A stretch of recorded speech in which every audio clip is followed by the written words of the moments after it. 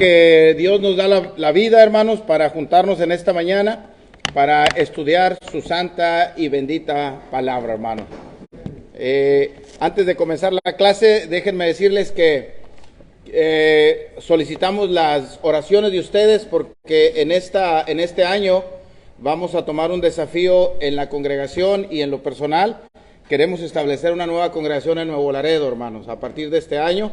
Así es que oren por nosotros para que Dios nos guíe en ese trabajo, hermano.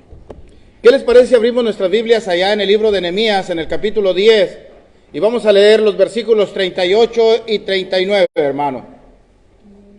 Nehemías capítulo 10, en el versículo 38 y verso 39, hermano.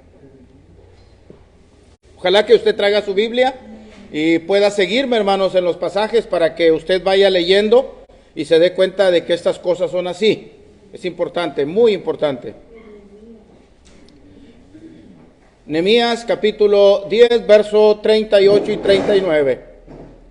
Y dice la Escritura de la siguiente manera: y que estaría el sacerdote, hijo de Aarón, con los levitas, cuando los levitas recibiesen el diezmo, y que los levitas llevarían el diezmo del diezmo a la casa de nuestro Dios, a las cámaras de la casa del tesoro. Verso 39. Porque a las cámaras del tesoro han de llevar los hijos de Israel y los hijos de Leví la ofrenda del grano, del vino y del aceite.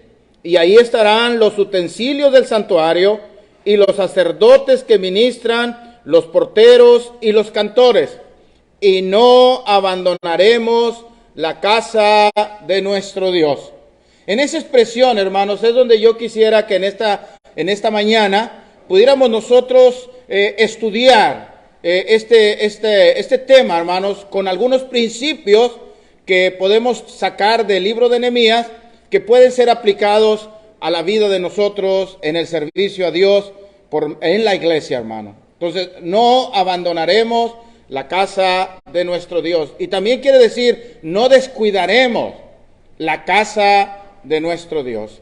Recuerden, hermanos, que en el contexto en el cual fue escrito el libro de Esdras y de Nehemías, cuando nosotros leemos el capítulo 25, 26, 27, 28 de Jeremías, nos vamos a dar cuenta que el Dios ha estado trabajando con su pueblo, porque su pueblo se ha estado desviando de la verdad y están llevando una vida de inmoralidad, de idolatría y de desobediencia a Dios.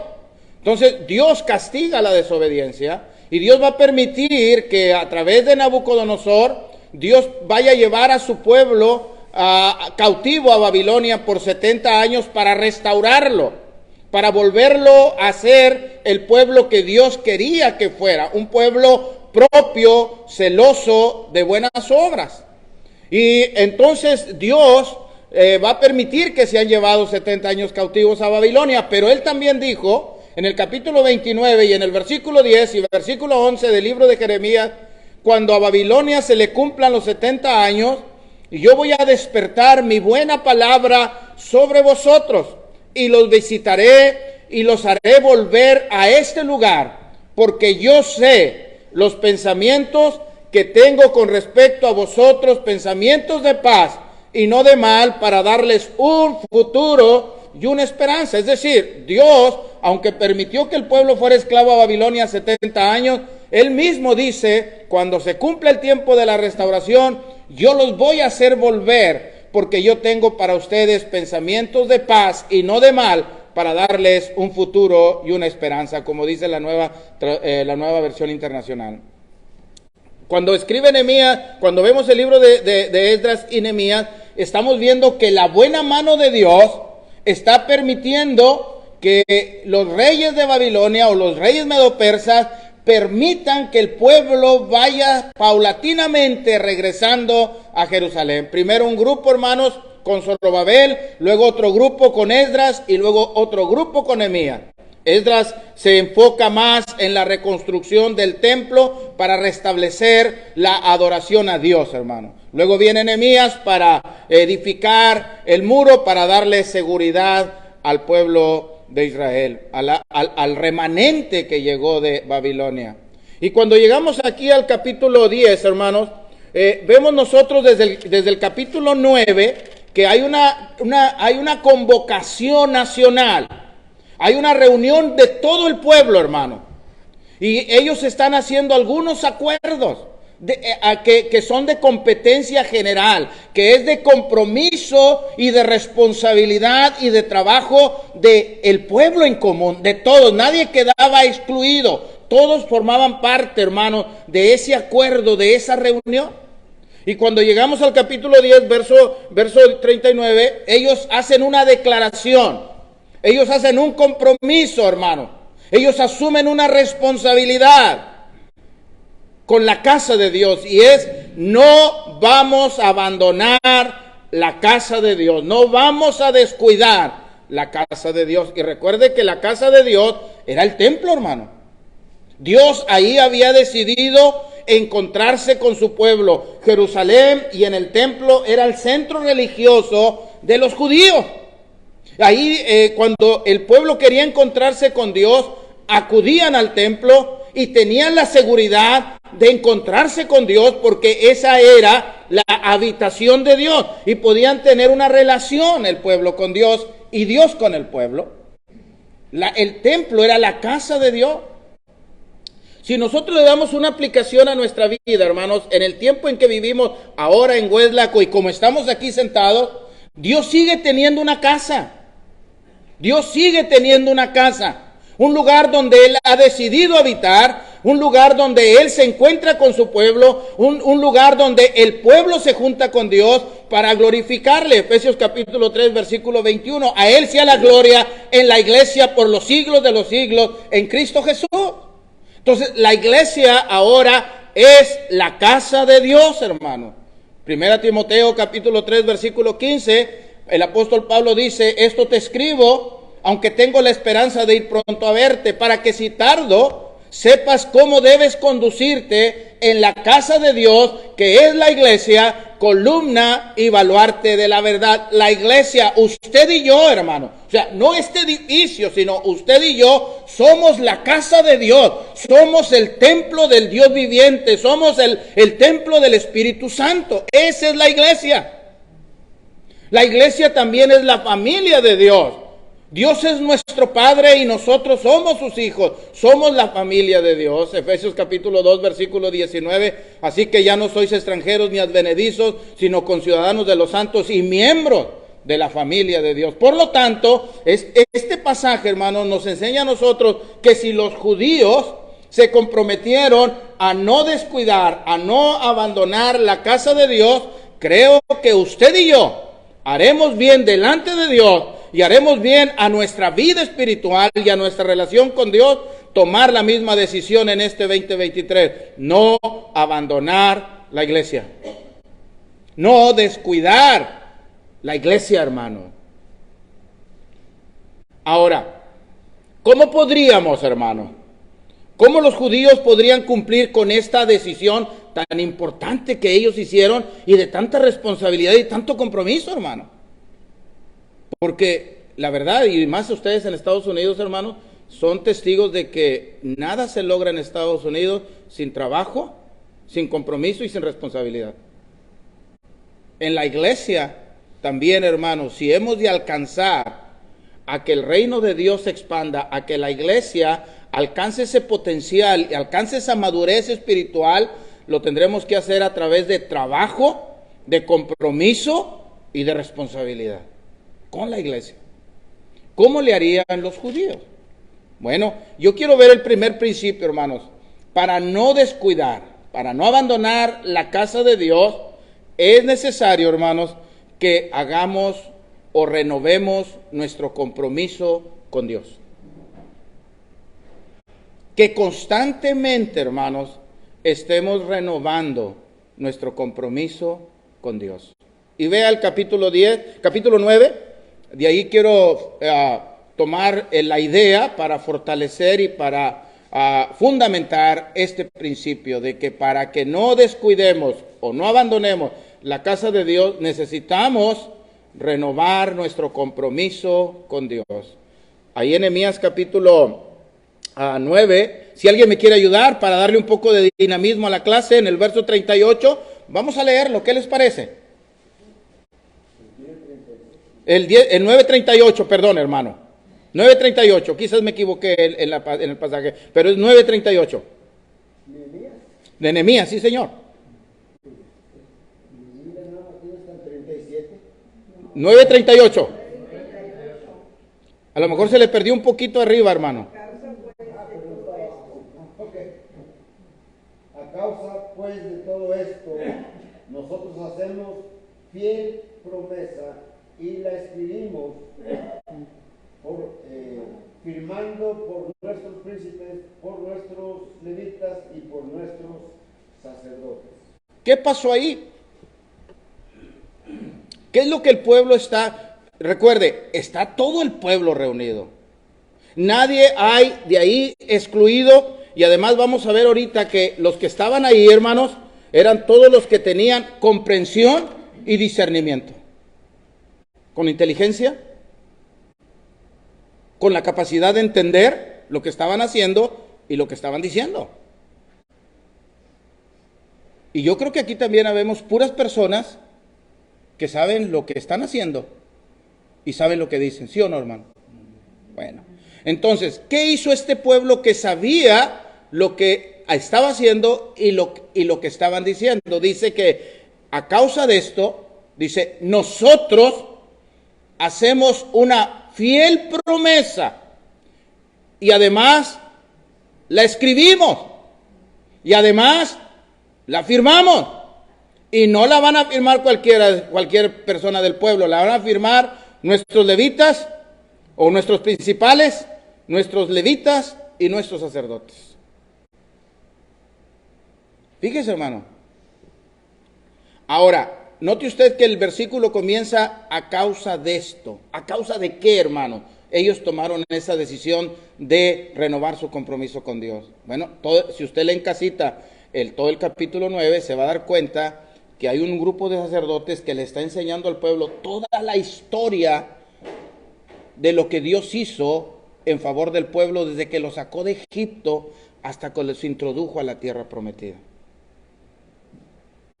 Pero también los levitas, los sacerdotes les están enseñando cómo se portó el pueblo con Dios, aun cuando Dios en su misericordia y en su bondad siempre actuaba en beneficio del pueblo. Mire, ¿qué es lo que estaban haciendo? Ahí en el versículo 32 dice, ahora pues, de ahí mismo de Nehemías 9, dice, ahora pues, Dios nuestro, Dios grande, fuerte y temible, que guardas el pacto y la misericordia, no se ha tenido en poco delante de ti todo el sufrimiento que han alcanzado nuestros reyes y nuestros príncipes y nuestros sacerdotes y nuestros profetas, a nuestros padres y a todo el pueblo desde el día de los reyes de Asiria hasta el día de hoy, porque tú eres justo en todo lo que ha venido sobre nosotros, porque rectamente has hecho, mas nosotros hemos hecho lo malo. Nuestros reyes, nuestros príncipes, nuestros sacerdotes y nuestros padres no pusieron por obra la ley, ni atendieron a tus mandamientos, a tus testimonios con que los amonestaban. Y ellos, en su reino y en su mucho bien que les diste, y en la tierra espaciosa y fértil que les entregaste delante de ellos, no te sirvieron, ni se convirtieron de sus malas obras. He aquí que hoy somos siervos. Henos aquí, siervos en la tierra que diste a nuestros padres para que comiesen su fruto y su bien. Y se multiplicó su fruto por los reyes que has puesto sobre nosotros, por nuestros pecados, quienes enseñorean sobre nuestros cuerpos y nuestros ganados, conforme a su voluntad, y estamos en angustia. Ellos se dieron cuenta de la grandeza de Dios, de la misericordia de Dios, de la bondad de Dios, como Dios los había tratado, y también reconocen, nosotros nos hemos portado mal contigo, Señor. Y ahora, por portarnos mal, míranos esclavos. Ahora las naciones a las que nuestros padres vencieron, a las que tú sujetaste a nuestros padres, ahora ellos se enseñorean de nosotros, sobre nuestros cuerpos, y estamos en angustia. Eso es lo que dice el versículo 38, 39, 38, dice, por causa de esto. Es decir, ellos tuvieron un motivo y una razón por la cual dijeron, no es posible que continuemos igual. Necesitamos renovar nuestro compromiso con Dios y lo vamos a hacer con toda la formalidad, lo vamos a hacer con toda la solemnidad, vamos a hacerlo con todo compromiso y con toda responsabilidad, de tal manera que esta decisión de ser fieles a Dios, de volvernos a Dios, la vamos a escribir, la vamos a firmar por nuestros principales, por nuestros levitas y por nuestros sacerdotes. Que quede asentado lo que hemos decidido hoy, de volvernos a Dios. Ahora, es interesante, hermano, que nos demos cuenta por qué la firmaron estas personas. ¿Quién eran los príncipes? ¿Quién eran los príncipes? ¿Cuál era la función de los príncipes en beneficio del pueblo?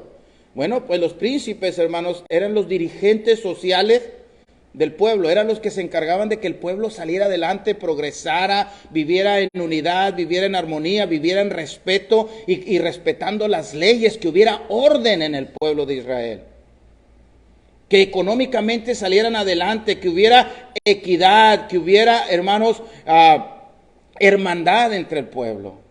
¿Y los levitas qué era lo que hacían? Bueno, los levitas era un grupo, hermanos, que se dedicaban a la administración de todos los bienes del templo que se utilizaban para la adoración a Dios. Los levitas se encargaban de que estuvieran los utensilios disponibles que se utilizaban para adorar a Dios, que hubiera leña para el holocausto, que hubiera todo, que administraban el diezmo, hermano. Eso era lo que hacían los levitas. Y los sacerdotes eran los que dirigían al pueblo, oficiando el culto de adoración a nuestro Dios. Esto nos enseña, hermanos, que para que nosotros renovemos nuestro compromiso con Dios y no abandonemos la casa de Dios, se requiere que haya pluralidad de servicio en la iglesia del Señor. Gente que sirva y gente que esté dispuesta a servir y buscar el crecimiento y el beneficio de la iglesia, hermano. Gente que tenga definido cuál es su rol y cuál es su papel dentro del pueblo de Dios. Y que no lleguemos a la aventura, aún en las reuniones de la iglesia, que no lleguemos a la aventura, sino que desde que nos acostamos el sábado, nosotros traemos en nuestra mente un plan para ayudar a que la iglesia crezca, porque no queremos abandonar ni descuidar la iglesia, la casa de Dios. Es interesante, hermano, que usted se comprometa, que usted tome participación en las actividades de la iglesia. Y sobre todo, la adoración no es pasiva, hermano. La adoración no es pasiva. La adoración es inclusiva. Usted y yo formamos parte de la adoración a Dios. Usted no puede venir a dormirse. Usted no puede venir a ver qué le dan. Usted debe traer algo para ofrecer a la iglesia en su desarrollo espiritual. Es importante eso. Aquí hay varios varones ya, y en este año 2023, la iglesia en Hueslaco debe tener un plan de trabajo. Y yo creo que lo tienen, pero como yo no estoy con ustedes, yo voy a suponer que no, para motivarlos a ustedes de que deben de tener un plan de trabajo bien definido para todo el 2023, para que en diciembre, por ahí de la primera quincena, se junten y hagan una evaluación, un checklist de lo que hicieron durante el año y puedan evaluar y valorar el trabajo, la inversión, la dedicación, el tiempo que le han dedicado a la iglesia, hermano. Tenemos que tener un plan, porque si usted y yo, se dice por ahí, que si usted y yo no tenemos una meta a dónde llegar, ya llegamos. Ya llegamos, hermano. Y estaremos ocupados sin hacer nada. Y yo creo que ustedes y yo siempre queremos sacar provecho a lo que hacemos, ¿sí o no, hermanos? En todas las áreas de nuestra vida. Yo no hago nada por hacer. Yo tengo que tener un resultado. Si yo voy a trabajar, yo busco trabajar porque va a haber un salario que me va a ayudar a mí para satisfacer mis necesidades. En el área espiritual así es, hermano. Lo vimos en Hebreos capítulo 10, versículo 25. Considerémonos unos a otros para estimularnos al amor y a las buenas obras. Eso es lo que debe estar en nuestra mente, hermano. Tomar en cuenta a los hermanos para provocarnos al amor y a las buenas obras. Eso depende de todos. Usted forma parte importante. El ser miembro de la iglesia lo hace usted partícipe de ese crecimiento, de ese desarrollo y de ese bienestar de la iglesia del Señor.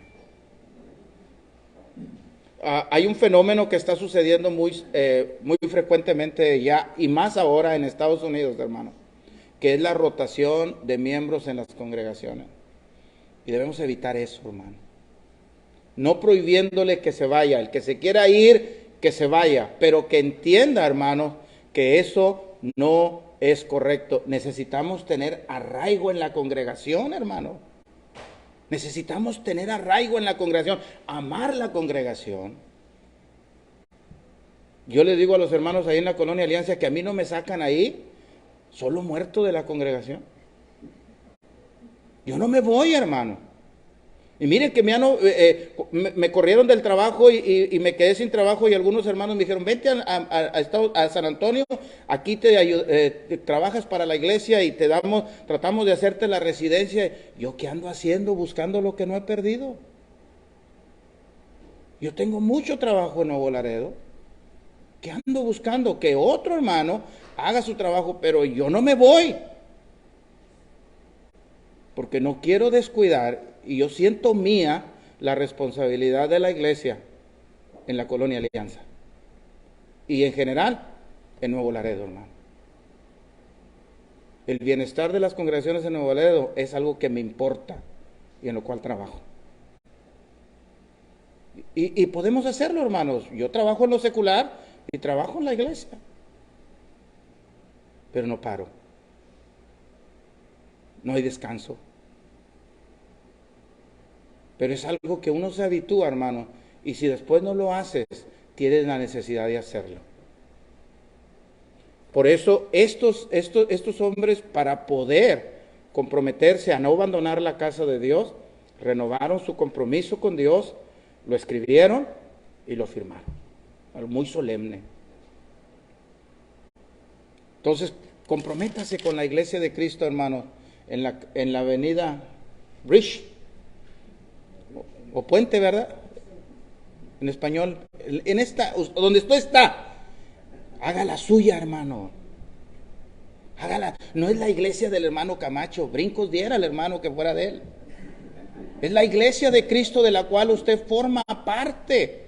Y es parte importante y esencial para el bienestar de la congregación. Y si usted se queja de la congregación en la calle Bridge, es su responsabilidad. Y el problema no se soluciona yéndose a San Benito o a donde se quiera. La situación se soluciona cuando usted hace una renovación de compromiso con Dios. En el matrimonio se hace, ¿verdad, hermanos? A los 25 años, las bodas de plata, ¿verdad? Y a los 50, los que alcancen a llegar, las bodas de oro. ¿Y qué se hace en las bodas de plata culturalmente y en las bodas de oro? Se reafirma el amor en el matrimonio. Y aunque reconocemos que no es fácil, que hemos pasado por situaciones, no hemos abandonado. Y hemos podido cumplir 25 años y hemos podido cumplir 50 años de casados. Hermanos, nosotros somos la iglesia, es la esposa de Cristo. Y tenemos que reafirmar nuestros votos con nuestro esposo. Votos de fidelidad, votos de santidad, votos de responsabilidad, votos de compromiso, votos de trabajo, votos de interesarnos en su palabra, hermano. Entonces, no abandonemos la casa de Dios, hermano, reafirmando nuestro compromiso con Dios. Segunda cosa que quiero ver, hermano, ahí mismo en el capítulo 9, pero ahora en el versículo 29, no, es el capítulo 10, perdón. En el capítulo 10 y en el versículo 29, vamos a ver desde el 28. El resto del pueblo, Nehemías 10, 28, y el resto del pueblo, los sacerdotes, los levitas, los porteros y los cantores, los sirvientes del templo y todos los que se habían apartado de los pueblos de la tierra a la ley de Dios, con sus mujeres, sus hijos, sus hijas y todo el que podía comprender y discernir, se reunieron con sus hermanos y sus principales para protestar. Note usted, para protestar y jurar que andarían en la ley de Dios que fue dada por Moisés, siervo de Dios, y que guardarían, y cumplirían todos los mandamientos y decretos y estatutos de Jehová nuestro Señor. Ahora, ¿qué se están comprometiendo, hermano? A cumplir, a ser obedientes a la palabra de Dios. Que guardarían. Ahora, note usted que iban a guardar los mandamientos, ¿sí? Y no solo los mandamientos, pero también los decretos y los estatutos de la ley de Dios. Tres cosas, hermano, que implicaban y que estaban implícitas en la palabra de Dios. Y un mandamiento es una orden. Dios dijo, hazlo, y ahí no hay ni para dónde hacernos, hermano. Hay que hacerlo. Un decreto es lo que Dios había dispuesto para que el pueblo entendiera que la obediencia es premiada y la desobediencia es castigada. Y esto lo podemos leer en Deuteronomio capítulo 28, vea. Si tú eres fiel a mi palabra, yo te voy a bendecir. Si tú eres infiel, yo te voy a maldecir. Ese es un decreto, hermano. Y esos decretos se tienen que cumplir. Es decir, si yo quiero que Dios me bendiga, ¿qué voy a hacer? Tengo que ser fiel. Ahora, si no estoy siendo bendecido por Dios, ¿cuál es la razón? Quizás estoy siendo infiel. Y no hay no hay más, hermano. Es bien importante. La vida de cada uno de nosotros es bendecida en la medida en que somos fieles a Dios. Ahora, y no hablamos solo de abundancia. Dios, hermanos, nos da la capacidad de poder, fíjese bien, Dios nos da la capacidad y nos hace crecer espiritualmente de tal manera que usted y yo estemos contentos con lo que Dios nos ha podido dar. Porque he aprendido a contentarme, cualquiera que sea mi situación. Note, he aprendido a tener como a no tener. He aprendido a estar lleno, a estar saciado, como a padecer hambre. Todo lo puedo en Cristo que me fortalece. Hermano, si hay frijoles, bendito sea Dios. Estamos contentos. Estemos contentos, porque en la medida en que estemos siendo fieles a Dios, Dios va a seguir proveyendo. Él es fiel. Él le dijo a su pueblo, cuando yo te traje por el camino, ¿cuándo se hinchó tu pie? ¿Cuándo tu vestido y tu calzado se envejeció? Te di agua de la roca y te di un pan que tú no conocías. Te di el pan del cielo, te di maná. Lo comiste. ¿Qué te faltó? Dios es bueno, hermano. Y David dijo, joven fui y he envejecido y no he visto justo mendigando. No he visto justo desamparado, ni su descendencia que ande mendigando pan. Estamos bien, hermano. Estamos muy bien. Y aparte de eso, hermano, el apóstol Pablo dijo en Efesios 1:3, bendito sea el Dios y Padre de nuestro Señor Jesucristo, que nos bendijo con toda bendición espiritual en los lugares celestiales en Cristo. Y en Colosenses capítulo 2, versículo 9 y 10 dice que en Cristo estamos completos. Dios todo lo que tiene para darnos nos lo ha dado por el hecho de estar en Cristo. Tenemos todo, hermano. ¿Ya se acabó? ¿Tienes un minuto, 2 minutos? 2 minutos. Te faltó estatuto. Estatutos. ¿Qué es un estatuto, hermano? Yo creo que le vamos a dejar ahí en la próxima invitación, porque todavía me quedan como 3 horas. Estatutos. ¿Qué es un estatuto, hermano? Qué bueno que lo tocó el hermano, porque voy a pisar callos. Estatutos son reglas. Y Dios tenía reglas. Y Estados Unidos, hermanos, es un país próspero. Es la principal economía del mundo. ¿Y sabe por qué Estados Unidos es así? Porque es un pueblo de leyes, y es un pueblo de respeto, y es un pueblo que sabe respetar reglas. Si nosotros como iglesia queremos prosperar, necesitamos ser fieles a las reglas. Usted sabe que la iglesia tiene poder de parte de Dios para establecer los tiempos en que se junta para adorar y cómo se organiza para crecer espiritualmente, hermanos. No para decidir qué se hace en la adoración, sino para organizarse. Y si ustedes, hermanos, aquí en esta congregación decidieron que la reunión del domingo es a las 9:30, es una regla, hermano. Y no hay que estar a las 10:35, ni a las 10:40. Es a las 10, a las 9, a las 9 con 30 minutos. Y si es posible, con media hora antes, porque hay mucho que hacer. Hay que arreglar las sillas, hay que poner esto, hay que poner la cena del Señor. ¿Quién lo hace, hermano? ¿Quién lo hace? Comprar copas, comprar el pan, comprar el jugo, darle la bienvenida a los hermanos. ¿Quién lo hace? Organizar el culto de adoración.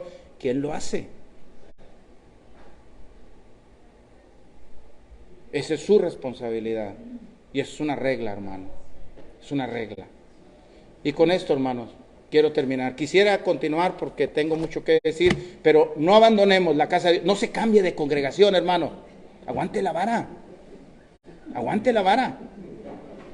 Y ayude a que la iglesia en Bridge sea como Dios quiere que sea. No como usted, sino como Dios quiere que sea.